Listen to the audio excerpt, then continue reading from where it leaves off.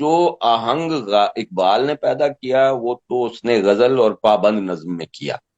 لیکن ہمیں اس آہنگ کی جو جھلکی بعد میں نظر آتی ہے سب سے زیادہ راشد کے یہاں نظر آتی ہے۔ راشد نے اسے آزاد نظم، راشد کی جو پابند نظمیں ماورا میں ہیں، ماورا کے ابتدائی نظمیں ہیں، وہ نئی پابند شکلیں ہیں ہاں، میں نظم کی۔ تجھے واقف الفت نہ کروں اور یہ سب جو ہے۔ ہاں جی جی جی جی، تو ہمیں اس میں نہیں ملتی، وہ ہمیں ان کی آزاد نظم میں ملتی ہے،